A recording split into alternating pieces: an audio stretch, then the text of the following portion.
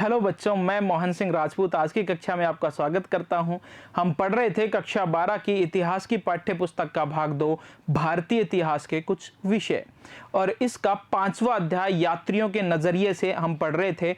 और आज इसका अगला भाग हम पढ़ेंगे जिसमें हम बर्नियर तथा अपविकसित पूर्व के बारे में, बर्नियर ने जो लिखा है हमारे भारत देश को या पूर्व को अविकसित बताया है यूरोप की तुलना में, इस विदेशी यात्री के बारे में आज यहाँ पर हम आज की कक्षा में पढ़ेंगे। तो आइए बच्चों शुरू करते हैं आज की कक्षा। तो देखिए, बर्नियर तथा अपविकसित पूर्व।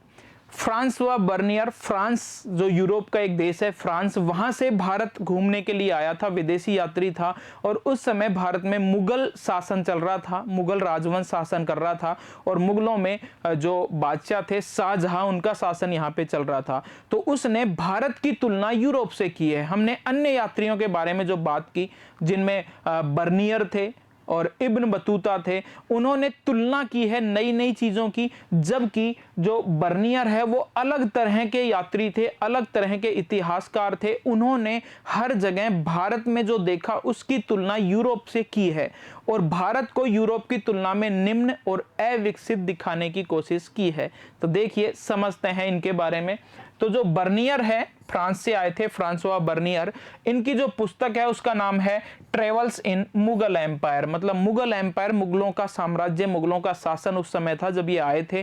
तो मुगल साम्राज्य की यात्रा, इस नाम से इन्होंने पुस्तक लिखी।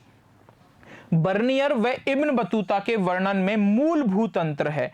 क्या अंतर है कि इब्न बतूता ने अपने वर्णन में हर उस चीज को शामिल किया है जो अनूठेपन के कारण उसे प्रभावित करती थी। जो इब्न बतूता है वो हर उस चीज का वर्णन करता है जो उसे नई या अनूठी चीज यहां देखने को मिली है।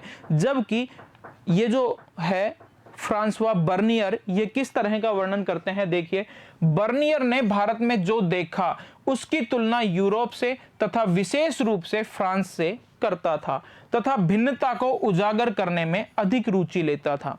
तो ये इस तरह वर्णन नहीं करता कि कोई भी नई या अनूठी चीज भारत में देखी उसका वर्णन कर दे। ये हर जगह भारत की तुलना यूरोप से करता है और भारत को यूरोप की तुलना में निम्न व अविकसित और पिछड़ा हुआ दिखाने की कोशिश करते हैं। उसका विचार नीति निर्माताओं, अब क्यों लिखता है वो ऐसा, यूरोप का और भारत की तुलना क्यों करता है, क्योंकि उसके विचार या उसका उद्देश्य क्या था लिखने का बर्नियर का।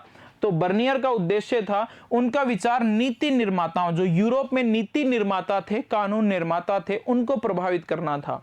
तो उसका विचार नीति निर्माताओं तथा बुद्धिजीवियों को प्रभावित करने का था, जिससे यह सुनिश्चित किया जा सके कि ऐसे निर्णय ले जिन्हें वह सही मानता था। बर्नियर का उद्देश्य था कि यूरोप या फ्रांस में जो कानून निर्माण या नीति निर्माण करने वाले जो वर्ग हैं, वो जब मेरी किताब को पढ़ेंगे जो मैं लिख रहा हूं, तो उससे वो प्रभावित होंगे, और ये उन्हीं चीजों को सही दिखाने की कोशिश करता है जो उसकी नजर में सही है। जैसे कि बर्नियर की नजर में ये सही है कि निजी भूस्वामित्व होना चाहिए, जमीन पर सभी का मालिकाना हक होना चाहिए, जिसकी जमीन है वही उसका मालिक होना चाहिए। जबकि यूरोप में चर्चाएं चल रही थी कि सारी जमीन राज्य के नाम कर दी जाए, राजा के नाम कर दी जाए, और वो किराए पर दे दी जाए एक तरह से किसानों को। मतलब किसानों की खुद की जमीन नहीं होगी, जमीन किसकी होगी, राजा की। तो राजकीय भूस्वामित्व को गलत मानता था बर्नियर, और निजी भूस्वामित्व को सही मानता था। इसलिए पूरा वर्णन इस तरह से किया है कि वहां के नीति निर्माताओं को यह लगने लग जाए कि राजकीय भूस्वामित्व अच्छा नहीं है, जबकि निजी भूस्वामित्व उत्तम है, उसके अच्छे परिणाम होते हैं। तो ये उसका उद्देश्य था कि अपने विचारों से वो यूरोप के या फ्रांस के नीति निर्माताओं को प्रभावित कर सके। इसी उद्देश्य से बर्नियर ने अपनी पुस्तक लिखी है ट्रेवल्स इन मुगल एम्पायर। ये चीज आप आगे अच्छे से समझेंगे, अभी हम बात करने वाले हैं। तो देखिए, बर्नियर द्वारा लिखित ग्रंथ, कौन सा ग्रंथ लिखा गया, ट्रेवल्स इन मुगल एम्पायर, अपने गहन प्रक्षेपण, आलोचनात्मक अंतर्दृष्टि तथा गहन चिंतन के लिए उल्लेखनीय है। पुस्तक में निरंतर मुगल कालीन भारत की तुलना यूरोप से की जाती रही है तथा यूरोप को श्रेष्ठ दिखाने का प्रयास किया गया है। इनकी पुस्तक में बर्नियर के वर्णन में भारत को यूरोप के प्रतिलोम के रूप में दिखाया गया है या फिर यूरोप का विपरीत, जैसा कि यूरोप विकसित है तो भारत अविकसित है, इस तरह दिखाया गया है। उसका संपूर्ण वर्णन इस प्रकार का है कि पश्चिमी दुनिया को भारत निम्न कोटि का प्रतीत होता है। भूस्वामित्व का प्रश्न, यही मुख्य बात है बर्नियर की कि भूस्वामित्व का प्रश्न। वो कहता है कि भारत में राजकीय भूस्वामित्व है, इसीलिए भारत गरीब है। अगर यूरोप में भी राजकीय भूस्वामित्व लागू किया गया तो यूरोप की स्थिति भी भारत जैसी हो जाएगी, बहुत बुरी। इसलिए निजी भूस्वामित्व यूरोप में रहना चाहिए।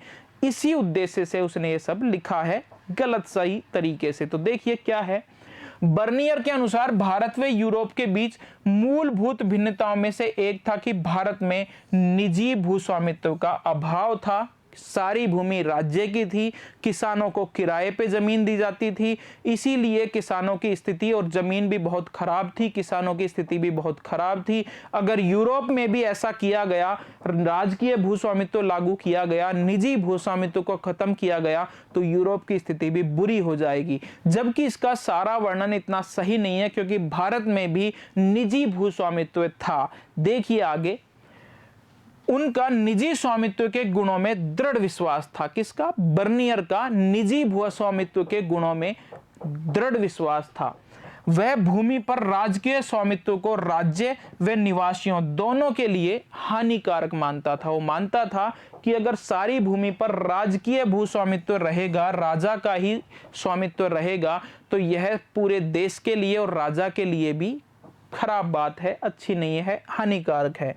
उसके अनुसार मुगल साम्राज्य में सम्राट सारी भूमि का स्वामी था, जिसे वह अमीरों को बांटता था। बर्नियर क्या लिखता है कि भारत में सारी जमीन राजा की होती है, राजा ही सारी जमीन का मालिक है और उस जमीन को वो बांट देता है अपने अमीरों, अधिकारियों और किसानों में बांट देता है। जमीन किसानों की नहीं होती, कभी भी राजा उनसे छीन सकता है। जमीन का मालिक कौन है? राजा ही है। राजकीय भूस्वामित्व भारत में है, ऐसा वर्णन वो करता है। देखिए क्या ये सही है जो बर्नियर ने वर्णन किया?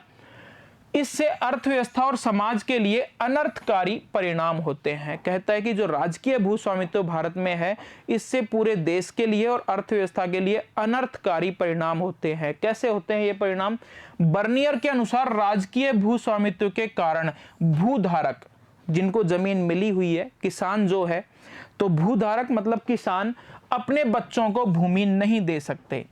अब ये कहता है कि इसके परिणाम बहुत खराब होते हैं राजकीय भूस्वामित्व में। क्यों खराब होते हैं? क्योंकि ये कहता है कि किसान को पता है कि ये उसकी जमीन नहीं है, राजा कभी भी उससे ले सकता है, जमीन वापस छीन सकता है। मतलब जो जमीन आज किसान के पास है, वो जमीन वो अपने बच्चों को नहीं दे सकता, क्या पता राजा वापस ले ले। आगे लिखता है कि इसी कारण उत्पादन स्तर को बनाए रखने व बढ़ोतरी के प्रति उदासीन रहते हैं।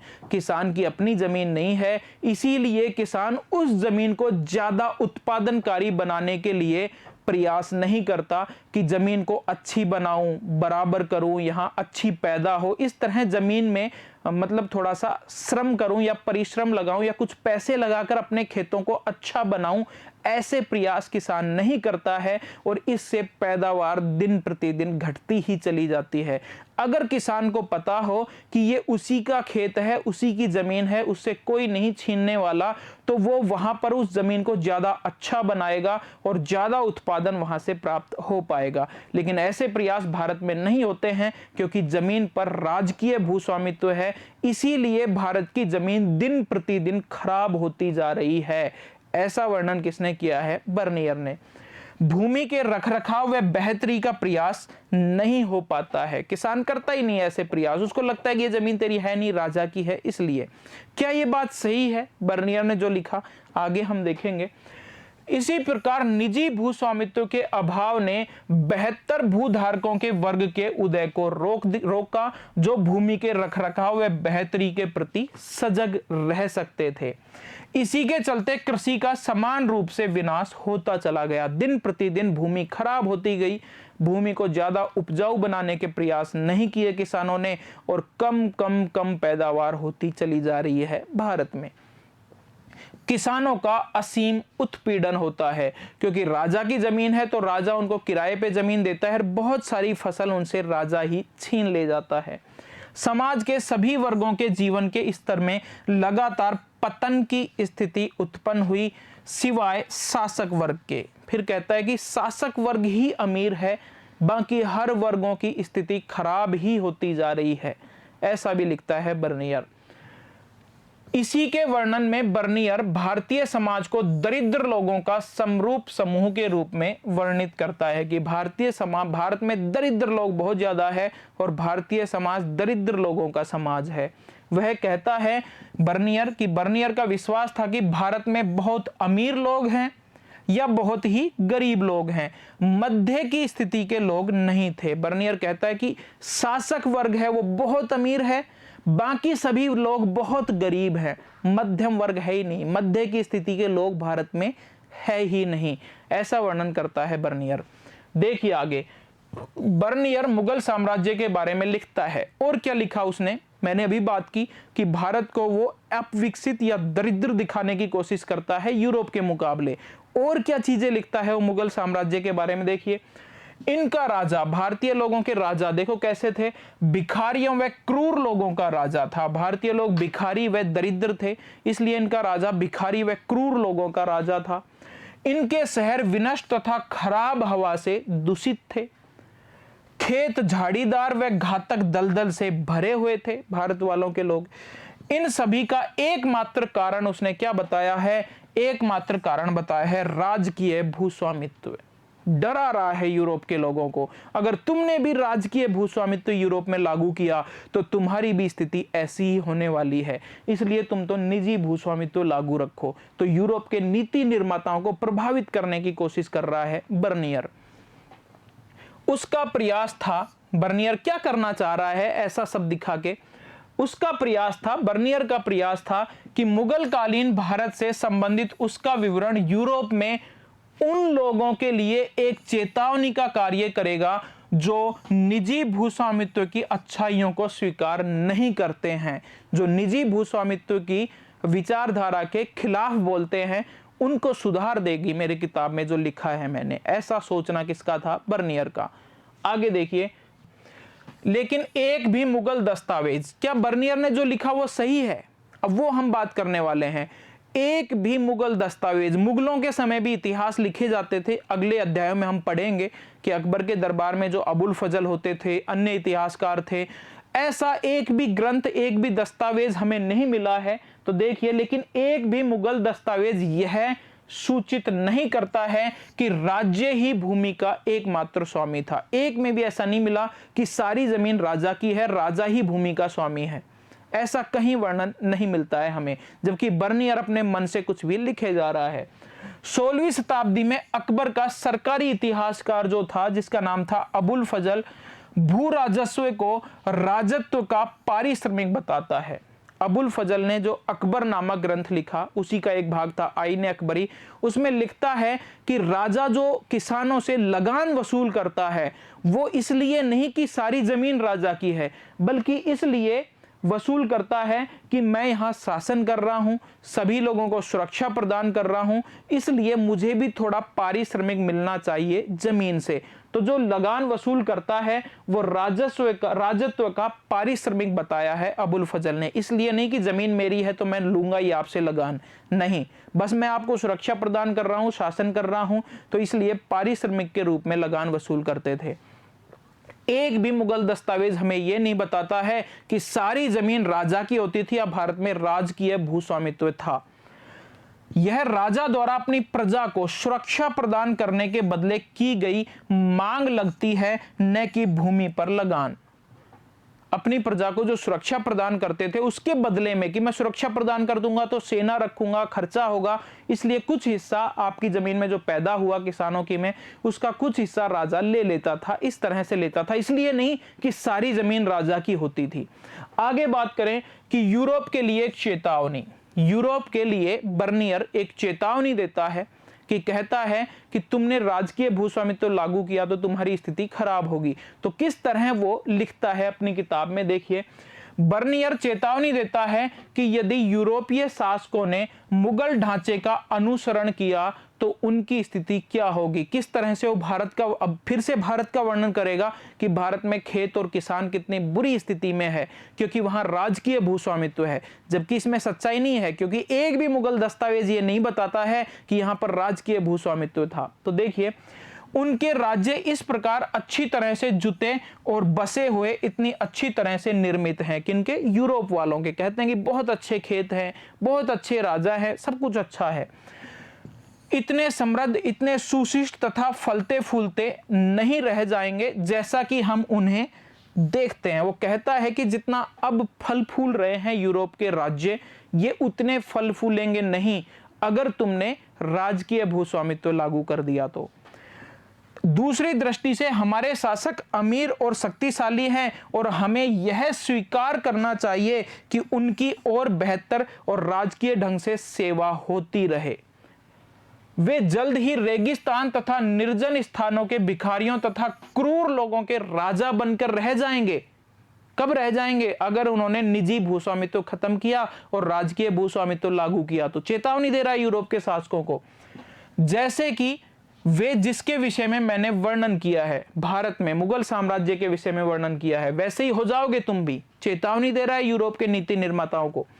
हम उन महान शहरों और नगरों को खराब हवा के कारण न रहने योग्य अवस्था में पाएंगे तथा विनाश की स्थिति में, जिनके जीर्णोद्धार की किसी को चिंता नहीं है, व्यक्त टीले और झाड़ियां अथवा घातक दलदल से भरे हुए खेत, जैसा कि पहले ही बताया गया है, वैसी ही स्थिति हो जाएगी। चेतावनी दे रहा है यूरोप के नीति निर्माताओं को। बर्नियर के विचारों का प्रभाव। अब बर्नियर ने जो भारत के बारे में लिखा है, राजकीय भूस्वामित्व के बारे में जो वर्णन किया है, इसका प्रभाव, बर्नियर ने जो लिखा, इसका प्रभाव हुआ जरूर अन्य इतिहासकारों पे। जैसे और जो आगे आने वाली अगली पीढ़ी के इतिहासकार थे, उन्होंने जो बर्नियर ने लिखा भारत के बारे में, उसी को ही सही मान लिया, इसलिए उन्होंने भी फिर भारत के बारे में ऐसा ही कुछ लिखा है। तो देखिए क्या प्रभाव पड़ा आगे। बर्नियर के विचारों से 18वीं शताब्दी में पश्चिमी विचारक भी प्रभावित हुए। आगे आने वाली पीढ़ी के विचारक भी प्रभावित हुए बर्नियर के विचारों से। फ्रांसीसी दार्शनिक था जिसका नाम था मोंटेस्क्यू। तो मोंटेस्क्यू ने अपने वृत्तांत का उपयोग प्राच्य निरंकुशवाद के सिद्धांतों को विकसित करने में किया है। मोंटेस्क्यू ने लिखा है कि प्राच्य निरंकुशवाद के सिद्धांत को विकसित करने में बर्नियर के विचारों का या भारत के वर्णन का सहारा लिया है। देखिए, इस सिद्धांत के अनुसार, ये सिद्धांत है क्या? प्राच्य निरंकुशवाद सिद्धांत है क्या? समझिए क्या है। इस सिद्धांत के अनुसार एशिया में शासक अपनी प्रजा पर निर्बाध प्रभुत्व का उपयोग करते हैं। बर्नियर ने लिख दिया था, इसने भी मान लिया कि एशिया या भारतीय उपमहाद्वीप में जो शासक है वो पूरी सत्ता का उपयोग करते हैं, अपने जो प्रजा है उसके ऊपर निरंकुश शासन करते हैं। तो उसी को क्या नाम दे दिया? प्राच्य निरंकुशवाद। इससे प्रजा गरीबों में तथा दास बनकर रह जाती है। इस स्थिति में प्रजा का ठीक से विकास नहीं हो पाता, क्योंकि कड़ा कानून उनके ऊपर लागू किया जाता है और वो गरीब या गुलाम बनकर वो रह जाते हैं। इसके अनुसार भूमि पर राजा का स्वामित्व होता था।